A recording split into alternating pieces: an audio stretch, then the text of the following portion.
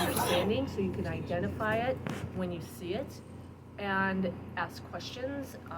We have a contingent of large amount of people last night at the Exeter meeting, and that's where they are meeting tonight right now, so I'm gonna head there afterwards, to start pushing back, because as you'll hear, it's extremely disturbing what they're teaching our kids. So I'm gonna read some of it because I think that I wanna make sure that I cover everything. So, and oh, by the way, this is the book that they're gonna be giving to kids in Exeter. I was given this book last night.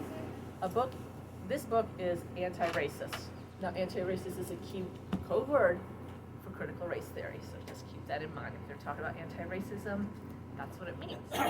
So, critical race theory, the origins began in the 1970s as various scholars, including Derek Bell, a black civil rights lawyer who taught at Harvard Law School, began to examine the law and legal systems serve the interests of the wealthy and powerful at the expense of others. That was his concern. So the key tenets of the theory, mostly agreed upon by proponents, are that racism is a common experience faced by people of color in the United States, that is institutional in the U.S., and that it benefits whites. The theory examines systemic racism as a part of American life and institutions and how it can give white people an advantage. So that's, I think, a pretty broad, acceptable definition, but where I'm going to go with this is where it branches out. And it branches out from a lot of people who've gotten involved with this issue that have taken it, I would say, in a very dangerous direction, rather than to say that, all people who subscribe to some of this belief are not necessarily bad. I think a lot of people here would probably agree that, we need to teach authentic history, that race relations is important, that we need to learn about slavery. Our kids need to learn that. They need to learn about prejudice and things like that. So I think we can find some common ground, but some of these people just want to take it in a radical direction. So I'm going to kind of talk to you more about the radical aspects. So some complaints are that it pushes a left-wing ideology that will plant the seeds of self-hatred in white children based on the belief that white people are born as racist oppressors and black people are born as victims. And we've seen this in other schools. So it's not something that, has come up. Some parents have noticed that critical race theory puts a focus on race and actually leads to racism. That is why those parents are now opposing discussions about white privilege, because critical race theory and social emotional learning has become a vehicle for indoctrination. So what is going on in schools is there's a lot of social emotional learning right now. That is code for mental health. They have turned our schools into a mental health facility with social emotional learning. Something that could actually be good, which would just be to be encouraging and things like that, to help children. There's so much more behind that, and that's a completely different subject. I can sit here for hours and talk about a lot of stuff. I just kind of want to just touch on that real quick. It's also going to come through, there's also something called competency-based education in the schools right now. And so you would think, okay, we have standards set academically, and then there's competencies. And I warned early on that competencies would lead to assessing a student's values, behaviors, attitudes, and that's exactly where it's led. So it goes through social emotional learning. If you have a competency, you are assessed on a competency. So let's say that a competency says your child will appreciate diversity, or your child will know how to collaborate. These are soft skills. They're not academic, to be very clear. They're non-academic. So that's where the assessment comes in. That's why we're concerned about it coming through social emotional learning and competencies, because what you put as a competency, you have to assess it. So that's what we're seeing happening. We see it in Arizona right now. There's a whole long list of standards that students must meet in terms of race relations. Well, if you're going to set the standards, you have to test them. And when you test them, you data mine information on those students. And you basically develop a psychological profile. So opponents of CRT argue that schools can address race and racism both in history and in the present, but it should be done in a way that is fair and doesn't denigrate students and teachers. That means that racism and race relations are important, but CRT is not the avenue that should be part of the school curriculum. There's ways to do this without going to this extreme. This is a harmful and divisive ideology influenced by Marxism that moves us further away from Reverend Martin Luther King's vision of a nation that focuses on individual character and not color. So the full Idaho just passed a law to outlaw critical race theory. So other states are moving towards that. I'm gonna try to get through this quickly and not dwell on that. So it is a mindset that impacts people in many different ways. Children are individuals and react differently. And this is a one-size-fits-all. And we're seeing that, kids are reacting. This is coming in at a very young age. And I'm hearing from parents around New Hampshire saying, my daughter's coming home and asking us about why white people are so evil to, black people or some, things like that. They can't comprehend what they're learning right now. So it's very dangerous, especially for the young children. And there's ways to certainly address this with young children. You teach them kindness. You teach them, honesty and caring and, the good characteristics. You're positive, because this is a negative approach, first of all, when you're shaming people, shaming students. And example, Hollis just sent out there's a parent organization in Hollis. They put together a whole flyer warning parents that this is what's going on in the classroom. This is what a teacher said. It's off the top of my head, I can't think of what it said, but it's up to, all whites are racist or something along that line. So this went out to all the people in Hollis to warn them what is going on in their schools. And I helped those parents early on, and they were told, this is not where we're going. This is going to be a diversity, equity, and inclusion, and it's going to be just, it's all good, it's all good. I listened to them. I was on the Zoom call with them, listening, and it didn't sound bad the way that they were going to approach this. But now, of course, we're finding out that this is not the way it's going. And that's okay, because they're on record. They're on record for what they said, and now they're on record, getting on record for what they're actually doing. So how do you fight it? I'm going to go through a couple ideas, because this is one thing we don't want in our school, and it's one thing that if we do see it, we need to identify it and we need to address it. And that normally takes going to school board meetings and addressing it there. So one of the things that came out that I think is really helpful was the Attorney General in Montana, who was asked whether the teaching of critical race theory or so-called anti-racism in the Montana school violates the U.S. Constitution, Title VI of the Civil Rights Act of 1964, and in my opinion, I also added, I went and looked at the New Hampshire Constitution to look at the Bill of Rights, and within there you will see Article 1, equality of men, origin, and object of government. All men are born equally, free, and independent. Therefore, all government of right originates from the people, is founded in consent, and instituted for the general good. So I'm no lawyer, I'm no constitutional lawyer, but I would say that, you can find something within the New Hampshire Constitution. Maybe we need to even update that, I don't know. But so I'm going to continue on so you understand he issued a long statement, but I wanted to just point out what parts he said apply. And the 14th Amendment of the U.S. Constitution provides that no state shall deny to any person within its jurisdiction the equal protection of laws. The central purpose of the Equal Protection Clause is to prevent the states from purposefully discriminating between individuals on the basis of race. So that's the Equal Protection Clause out of the Bill of Rights, or the U.S. Constitution, the 14th Amendment. There's other things that he goes on to say. Title VI of the 1964 Civil Rights Act protects all students who attend institutions receiving federal funding from being treated differently based on their actual or perceived race, color, or national origin. I think the Civil Rights Act is probably the most definitive, would you say, and probably our best document. Here's the problem. Who's running the U.S. Department of Education right now? Who's the president? Who just eliminated one of the suits brought before the courts? They did. So what are we going to be able to do in the next 4 years? Oh yeah, we could sue, and we probably had good grounds, but now that could become a real problem. Unfortunately, because I was like, this is this is great. We'll just sue. And and we have, there's a parent in New Hampshire that's suing, that's going through the process, and going to sue his district out near Keene. And He's a great guy. So, it's going to go to the courts, and that's where a lot of it should go. Hopefully you have the school district who wants to mediate or come to a resolution. I don't know, but I think what we need to do is we need to start making these arguments regardless. So the left has distorted the meaning of CRT, as you can see. What they will do is they will say, no, that's not what we're teaching in our schools. And that's okay, get them on record.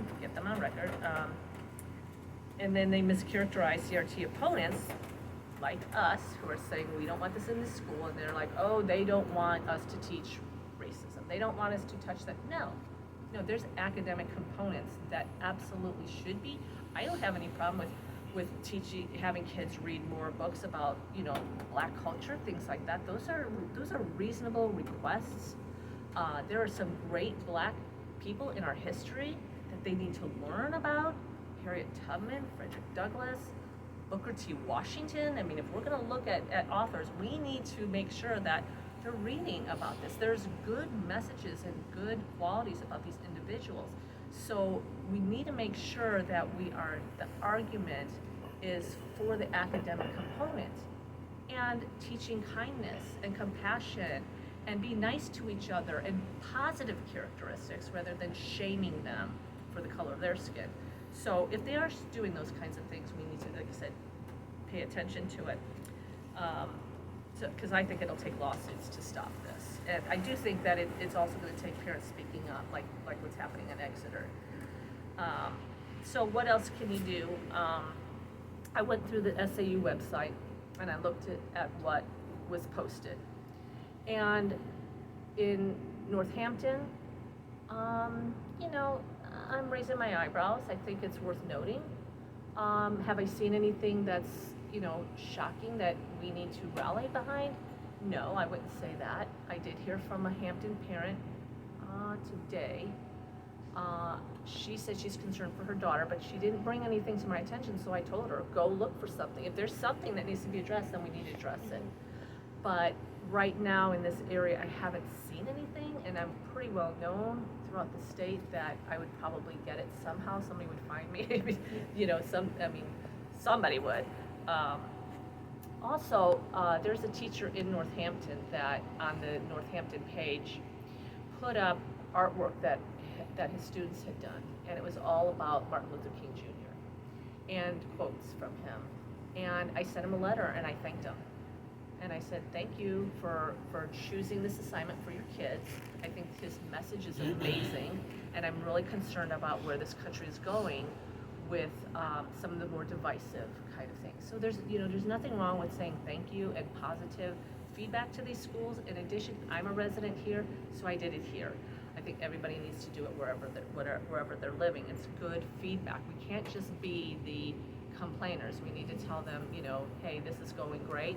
This is what we want.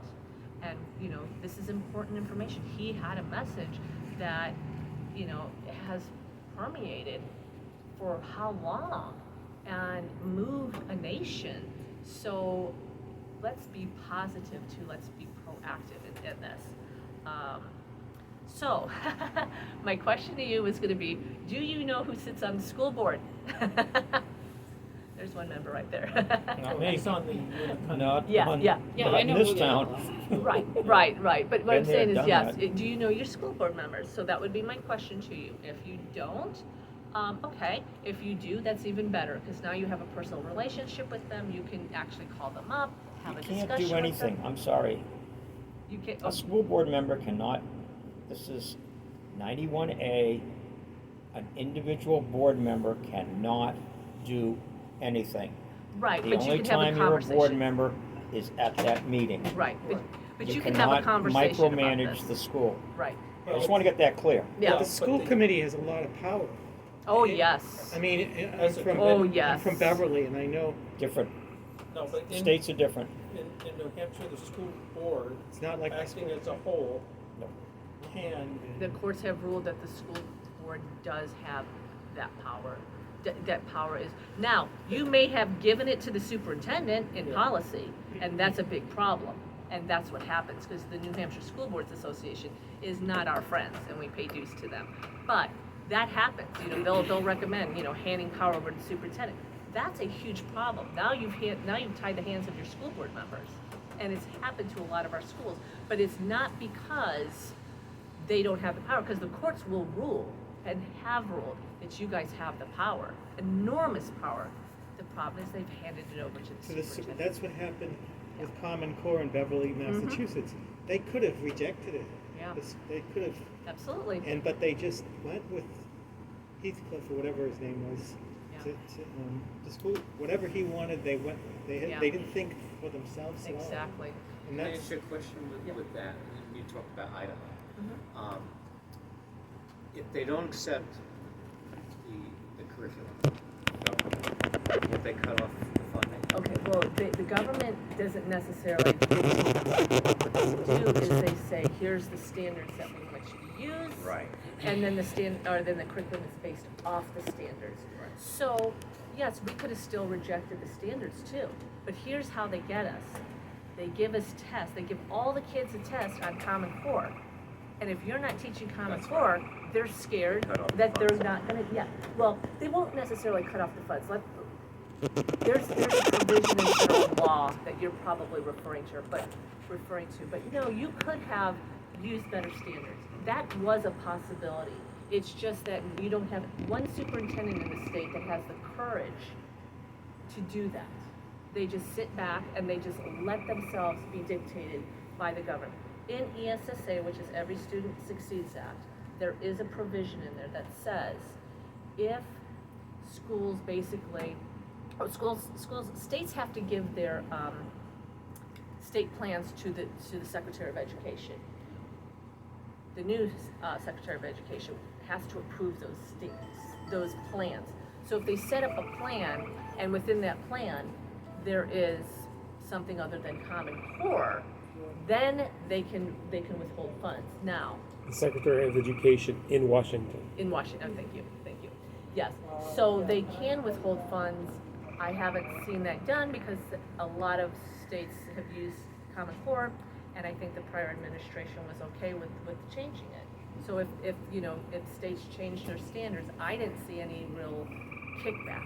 But you have to understand though, okay, so now everything, all the curriculum, all the books are Common Core. So now they're going, okay, we bought all these books, we have all this stuff in here, now do we want to do something completely different? States like Indiana did change up their standards, Florida did, Georgia did. Texas did too. Yeah, so, but a lot of times it's not that big of a change, and it's like, okay, you kind of, you gave us something maybe 20% better than what was there, but, so you really have to look at it closely, and then they'll kind of mirror it sometimes and then change the name. Like in New Hampshire, it's called New Hampshire standards. It's not called Common Core, but they are Common Core. So that's where they can withhold funding. So there's so much pressure to use the standards that you need a superintendent that is willing to go above and beyond. And for them, a lot of times it's like, let's just do what we have to do. Let's just do our job. And that's kind of their attitude. I'd love, and I'm not saying that they don't sometimes go above and beyond, because they do. I mean, Common Core stops at Algebra 2. Obviously, if they're offering calculus or something like that, then they're going above and beyond, because calculus is not in the Common Core standards. So they have offered, that. The only problem is that good luck getting your kids to calculus, because Common Core at the lower levels sucks so bad. So, unless your kid's gonna get private tutoring, or your kid just has a natural math, You talked to that in Northampton. In 2019, pre-COVID, the Northampton elementary school, K-8, they took the state standardized assessment test. And so I looked at the scores. And for 8th grade, because here, 8th grade, and then they go to Winnicott, and they're competing with all the surrounding towns, Right. the students are. Less than 60% of the 8th grade students were competent in reading. Less than 40% were competent in math. And less than 30% were competent in science. when I moved here and talked to people, everybody said what a great school this was. And I raised that issue. And in the last local election, we had, how many, 3 or 4 candidates, I guess, for school board. Mm-hmm. So I posted the question, are they familiar with the assessment test? And none of them would answer. The only one that answered privately messaged me and said he'd be happy to discuss the issue. I said, I don't want a discussion, I want to know what you think of the score. Have you looked at the scores, what do you think of it? They wouldn't answer. And that one school member, when there was a forum that the 7th and 8th grade students went to, candidate forum, his concluding statement was saying that he wanted to make sure that in the school that we had social emotional Yep. learning, Yep. equity, Oh, boy. inclusion, and social justice. Okay, so those are And code so words. I knew where that was going. Mhm. Is But the academics are, like you said, the academics are being ignored. And they're focusing so much on the rest of this. Yes. See, You it's know, easy to ignore the academics because Democrats have been in a long-term campaign to separate graduation from competency. Okay, so you can graduate without being competent. So they've pretty much succeeded in doing that. Okay, and once you do that, then you can suppress, the academic portion of it and do all the socioeconomic and choose love and all those good stuff. And I finished my career teaching in a public school, okay, in Massachusetts. And I'm telling you that it didn't take very long for me to identify or learn that public schools don't have anything to do with education. Okay? Well, the difference between equality and equity. No parent sends the child to the school expecting the kid will learn equity, social, economic, all those things. Every parent sends the kids to school to come out more learned than every other kid in the class, and that is antithesis to equity. Okay, but every parent, yet the schools deliver something that the parents are not asking for, and that's what they are focused on. And I think that we as citizens of New Hampshire, in my opinion, should think long, just like Democrats. And I have like a short-term strategy, mid-term strategy, and long-term strategy. The short-term strategy is that like what you are doing. We got to speak up and push back on these types of things, and we should do it very, very actively and visibly. And the second thing for the mid-term strategy is we need to get into participating in the school committee meetings right now in every town, Right. but in a very visible and, like she is saying, in a very positive way, so that when the Yes. next elections come up, we take over the school committees and the superintendent roles wherever possible. Okay. Now that's midterm strategy. Long-term strategy is to really continue to do well on the legislative side and drain the money out of the school system. And that is like doing things like HB 20, which is now folded into the budget, okay, which is the education freedom. The more you drain the money out of the public school budget, the better we are going to be able to have more control over our children's future. So we got to have this kind of a strategy.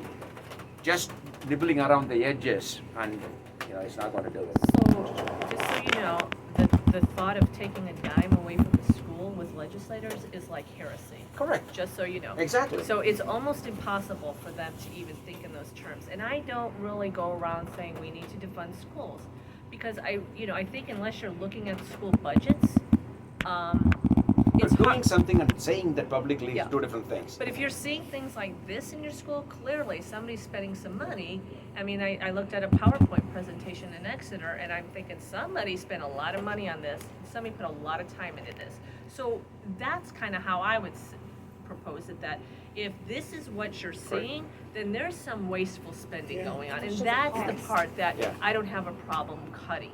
I don't have a problem if you want to go out and buy new good math textbooks, if that's what you need in your school, or good grammar books, or anything like that that's academic focused and good, because there's a lot of crappy math books out there, and this is why we're seeing the problems that we're In seeing. Seabrook, we are spending $20,000 per pupil. That's Okay, $20,000 a year per Oh, you pupil. need to look at what you got in the Well- CARES Act money, and then look at where that money went, because if you And think for that, we it's are a lot 27th more. in the third industrialized countries in math and 29th The problem in with- science. with money in the budget is the way the budgets are written. I'm on the budget Yep, committee. yep, You can't find it. yeah, It's in salaries, it's in. that's true, that's true. Training. Yep. And it's in things like that, and we don't get that Well, I granular think to you find can out look what at they are. professional development, that is one critical area that nobody looks under that rock. Yeah, but we can't get that granular, Oh, I don't know why can't you file a right to know because I request? can't, well, you file a right to know request. Yeah, that's But all as I a know. budget committee member, They won't give you that information. well, you'd have to get the committee to agree that you Wow, want it. Well, the- And since the committee, The town budget committee is totally different than the school budget committee. no, You don't have, we could, we're in this school budget, we have authority over the town and the school budget. then as an individual, you should be asking for that, because that's where a lot of garbage comes from. And I can tell you who tells me this, teachers. Because I just don't talk to parents, I talk to teachers, and they will tell me, guess what I had to do, and they will tell you that professional development oftentimes is a huge waste of money. It is. Now, you would think professional development, nobody even questions it, but they will tell you, this is what they're learning in professional development. This is the kind of garbage. I mean, I've had teachers tell me this, and I'm thinking, nobody ever looks under that rock. No, but you just blindly accept professional development. In my opinion, the school board should be looking at that. That is something the school board should be looking at. I want every year a list of what you are doing in professional development, because what brought Massachusetts the high scores back over 10 years ago was their professional development focused on academics. So I'm not against professional development. I'm just saying there's so much garbage. They will tell the teachers how to teach, and they will use faulty methods. Faulty methods that scientific studies will And how to show score. doesn't work. Where you're a facilitator, where you're not an instructor. We want you to facilitate the class learning. So they're all working in groups, and it's chaos. And there's no learning going on in those situations, or very little learning going on. So, a lot of times they're telling these teachers, they're prescribing them, telling them how to teach. Now they've given them these materials that are, less than stellar. And you have parents going in and complaining to the teachers, and the teacher's like, wait a second, I didn't pick this. I didn't choose to Well, do it this way. it's This not only- was forced on me. it's not only that I was teaching engineering, okay, which is a very objective Yes. subject, okay? And yet, I was told that the way I grade the students are based on a 5-point scale, which is starting, developing, mastery, exemplary, this kind of scale, which is There's a kinda reason for very that. squishy, okay? You score them on that. And then you turn it over to the department head, and the department head will somehow crank a magic wheel and come up with a number at the end of it. And that had in it consideration of the kid's background and on where they are on this individual education Yes. IEPs, Oh my. okay? Yes. All those things, and my department head came up with a number, and the graduation was based on that. Yes. And You mean if the child has a single parent or something Yep. like that, they We're would. gonna up the score. You That's know, equity. this- That's May I that. jump in here? There's Because some kept- I'm sitting here and I'm sorry, I've just got to vent. I'm the chairman of the school board at Winnicott, in the top 100 schools in the country. It's a rigorous program at Winnicott. All the things that you're talking about do not exist at Winnicott. I will tell you. Good. You might think so. Maybe, I don't Okay. have evidence, but yeah. That's right. You Okay. don't have Not evidence. for So, Winnicott. but if you go to Epping, you go to Exeter, you will find it. Well- But again, they've got all of these meetings, and attending a school board meeting and attacking whatever you perceive. When I do evaluations, okay, it is the perception, the reality, and what's right for change. There's 3 processes to do. And what you should have is some facts, Absolutely. okay? And what I'm hearing is generalizations. It is Winnacunnet generalization. has a less than 1% dropout rate. That's fact. Well, Okay? there's a law against dropping out, so the dropout rate fell significantly when that law was passed. I understand Okay. that. All right, I just Okay? want, I want But that we be have clear. to trace those kids. Okay? That's part of what we do. Some schools don't trace that, so their rate is higher. So we know where those kids are going. Okay? We've had in the last 5 years, okay, kids going to Harvard. Okay? The continuing education, 87% of our students are continuing their education. We just gave out 3 nights ago, last Wednesday, I guess, we had the awards night. We gave out almost $500,000 in scholarship money that was donated. Okay. We are turning back $1.5 million to the communities because we're watching the money. You're talking about the things that are extraneous. We are watching the money. So I'm sitting here listening, and we've been in the top 10 schools in the state. We've been the top school in the state 2 years ago, out of what's called the Eddies, and we're not applying for these things. We're in the top 10 in New England consistently. So I'm sitting here saying, look at your school, not just going to generalization, what's happening in some other state. Okay, New Hampshire, having been a legislature, the state doesn't give a lot of money to the schools. Okay, UNH, only 30% of the budget at UNH comes from our legislature. Okay, because I coached at UNH for 12 years. So we at Winnacunnet are watching the money, watching the dollars. Now, last year we turned back $1.2 million. Did your taxes go down in Northampton? No. What happened to the money? Budget committee, what happened? Okay? So we turned back that money. So we're watching the money. We're watching the students. And it's a rigorous program. We're offering this summer food for all the students that would like food this summer. And that's part of that CARES Act. So we're utilizing the money going back to the schools. When the schools went to remote, our kids were ready because every student at Winnacunnet received a laptop. When they come in as freshmen, they get a laptop. So we were ready for the remote. And again, it's all in the planning. We didn't know this was going to happen, but we were ready for it. And we used the concept that if it's a snow day, the teachers are still going to teach. Okay? You're going to have the test. You can pass your paper in if it's a snow day. Get your stuff in. So we're looking at that. And I'm sorry I'm venting, but I listen to stuff. Massachusetts is different than New Hampshire. Board members have individual control. New Hampshire, they don't. And how can I say this gingerly? This morning I was putting out fires at 7:30 in the morning, and things being done. But again, the students that come out of Winnacunnet High School can go to just about any place.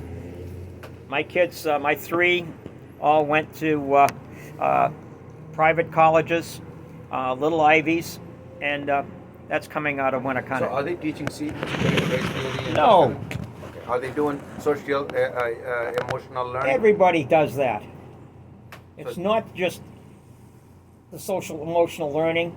Okay, every high school is doing that as part of a national plan. Are they teaching Choose Love program? I'm sorry, I don't understand that. The governor's- SEL has evolved into this Choose Love now. It's the governor's choice is Choose Love. Not every school is using Choose Love. That's what I'm asking. No. Okay. No. Because But- in fact, in but some schools, I'm gonna unfortunately, go on a situation that a lot of these schools are putting out surveys, okay, to their students, social emotional learning, and sexuality and whatever. And you probably in Epping they just, But again, these are other places, and I'm sitting here because I'm going to defend Winnicott that's because this is what we do.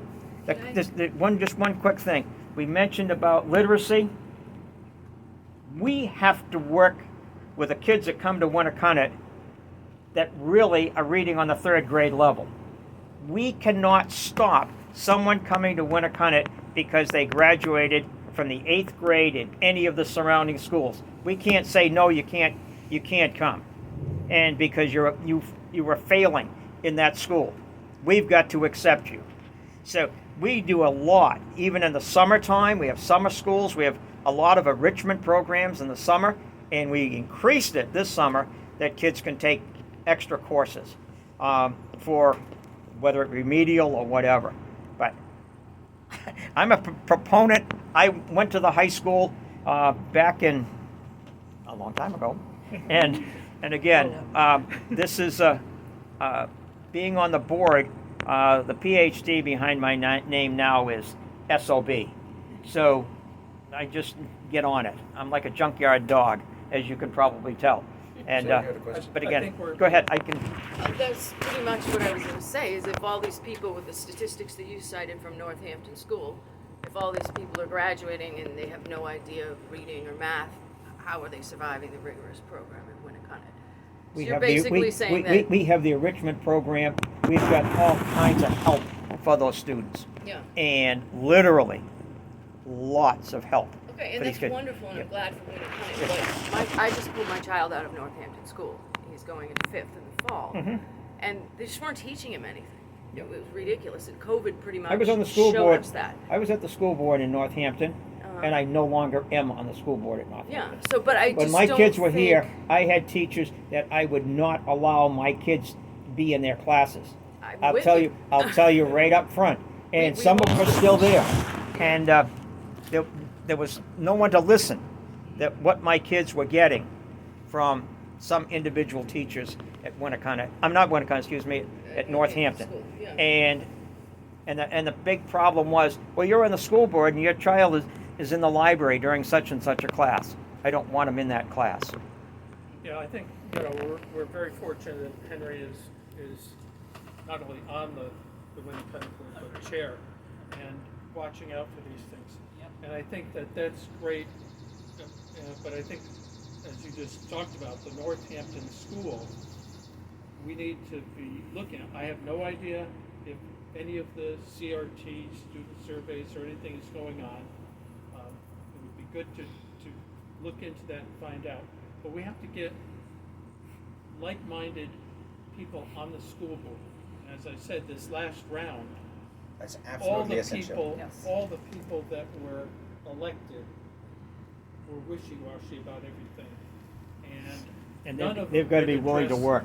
Yeah, If they're none not of them willing to are- work, yeah, then- they want to go to a meeting and say, I'm on the school Yeah, board. exactly. They were unwilling to even acknowledge that they knew about the academic standards in the school. And so, and interestingly, when they answered questions from the students, it was like they want to support the school and the administration Yep. and the teachers. And only one time in that, I don't know what it was, an hour or so, I heard students mentioned once.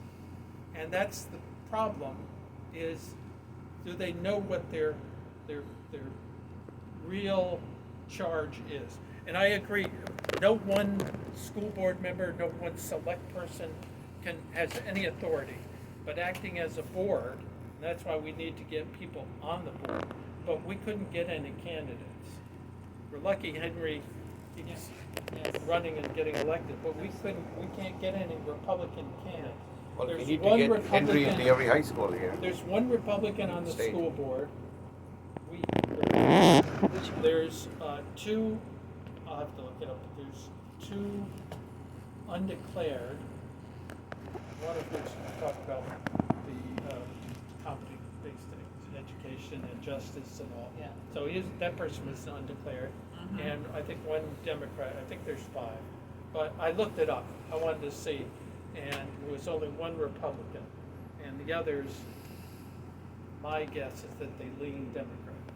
So we need to do it. And just so you know, one of my first years on the budget committee, we get the class sizes for each grade and the number of teachers for that. And I raised the question that in one particular grade, they had 33 students and 3 teachers. That's a student-teacher ratio of 11. Yeah. School board's goal is 16 to 18 for that grade. They could have had 2 classes. So I convinced enough board members to vote to reduce the school budget by 1%. A $9 million budget, find 1% in it. At the public hearing, teachers and parents and everything, you're trying to cut teachers, you're trying to do all this. And one of my fellow board members that was up for re-election didn't get re-elected. So it's very difficult to do anything when they. I mean, I certainly did not come here to trash Winnicott High School. I didn't even mention Winnicott High School in anything I said, because when I give you examples, I will give you examples of the exact school where there are the exact problems. And I do speak in general terms. This is very general, because I have no idea what's going on in some of these schools until somebody presents it to me.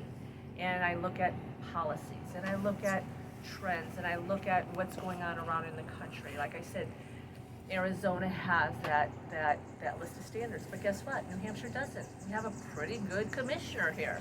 But I'm going to tell you that yes, this exists in Arizona, just so you're aware. That commissioner may not be there. He may not serve on this board, in the future. You need to know what's going on so you can be aware of what's going on. And if something pops up, that's why the lady in Hampton, when she called me, she was worried about her daughter. I said, I need something. I need facts. I need this information. If you're concerned, and I had somebody send me today a picture of something on the wall at her school, and she said, what do you think of this? And I said, I don't really see a problem with it. Now, it had there were some characteristics with faces, and then, okay, they were all Democrats or some of them were other people in history, and then the chosen ones were Democrats. And I just said, you know what? There are bigger fish to fry. I'm not going to even, I'm just like, that's not a big deal to me. A history teacher in the school I was teaching had a big poster that said, gender is what the society assigns to you. Oh, okay. It was a big poster in the classroom. Every student looked at it every day. Yeah. I mean, there's ways to address that. That's a viewpoint. You ask for another viewpoint in the classroom. And then if you're denied, then you sue them for viewpoint discrimination. There's ways that you can do that. Your poster? Yeah. When I was on the board at the school down here, they took the standardized tests. Answers were all around the room. Oh, And they were facing a $180,000 fine or whatever. yeah. Now that's a long time ago. Good use of the wall space. That's it. I went to the Exeter meeting last night. Yeah. I know nothing about this area really, education, but I wanted to go to Exeter to support the people. Yeah. So I go in there, and there's a bunch of school board people there, and they have this presentation, PowerPoint, slick and everything. Slick. It was Very slick, and they have a guy up there talking from someplace else, who's a member of this Two Revolutions. It's this consultants they hired. You look for Granite Rock. I just wrote an article on And her book. so I'm sitting there going, and the guy has a nerve to tell me that we're going to emphasize equity, inclusion, and justice, and that's how we're going to teach our children, based on this stuff. And I'm going, what the hell is he talking about? Yeah. And I said to my friend, what about math and English? Yeah. And I don't know, it's Two Revolutions, and I look there, and it does say equity, inclusion, what else? Justice and diversity, maybe. And I say, how much does this cost? I mean, what do you think about two revolutions? Have you ever heard of that? Not me. But it seemed like a I sham. live in the United It States. seemed I like- don't know about It us. is a scam. It seemed like a sham to me, and this very academic-looking guy up in the thing saying very nice words, very intellectual words, you know, they talk and talk and talk, and you don't know what they See, say. the Democrats control the words so well. When they say equity, we are also for equity, but we are for equity I'm of not for opportunity. equity. No, we are for equity of opportunity, not equity of Yeah, outcome. Yeah. Okay, so we are also for equity. So when they say equity, they kind of like take control of the Yeah. word Yeah. to mean only one thing, which is equity of outcome. That's not true. We all want equity of opportunity for everybody, but the outcome is based on the performance of the Well, this student. is what and they didn't mention math or science or anything. No, Did he? not once. No. And because remember, I went up and I talked and I said, by the way, you never even addressed academics with this program. Have you ever heard of that program at Winnicott? He said no. How much do you think it costs? I How can much do you tell- think it I costs? said 90 grand last night. Yeah, Ninety- just Yeah. under 100,000. But I can tell you that I know that Northampton School has now hired a diversity officer starting this year. So there's They a have? government salary I they will think never we need get to rid watch of. that. Now, does it mean that, you know, we need to rise up because they hired this person? No, absolutely not. You got, like, I totally agree with you. Bring me facts. Bring me something that's really Like, offensive. why do we need this? Right. It's Number a one. fact that they hired this Well, person. Yeah, again, and it's okay to ask It's questions. also a fact that this person is now going to spend their time trying to justify their Yeah. own position Yeah. by wasting our students' time Yep. on this garbage instead of teaching them. Yes. Well, I want to No, know I don't know the salary. where they found the money Yes, to do that, yes. But- because that wasn't in the salary. See, I politicians can tell you- on both sides of the aisle have unwittingly They have paid got more it money from to the school federal grants. school They teachers. got it Right. from- Federal grants? what's that called? Federal The grant. money that's the government's throwing out now. Oh, the CARES Act? CARES No, Act. yeah, yeah. They got it out of that Yeah. because we've got.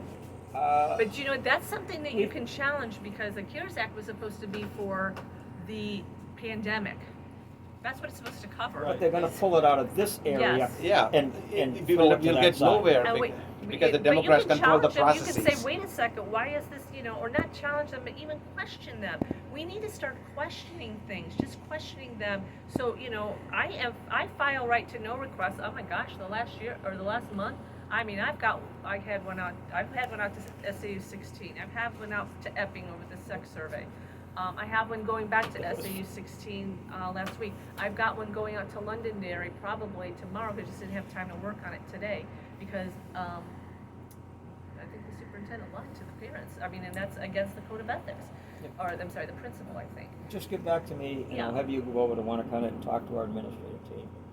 And Anytime. they're wonderful people. Yeah. So And Well, you I know think what? you need it. That's, You need that's the great, and benchmark. Yeah. and that's great, because that's what, you know, that gives me hope, that, you know what, there are, and it's not that they don't exist, because maybe this one is a great example. you, That's you, why I you never. mentioned Hampton. Yeah. Hampton is a separate SAU. Yes, exactly. See, politicians from both sides of the aisle have unwittingly paid homage paid money to the teachers union made up stronger than their predecessor. And they have done that consistently, hoping that they would have the support, and they never get the support. I'll say something else, but will not be on camera, and tell you exactly what's going on. Can you turn that off for a second?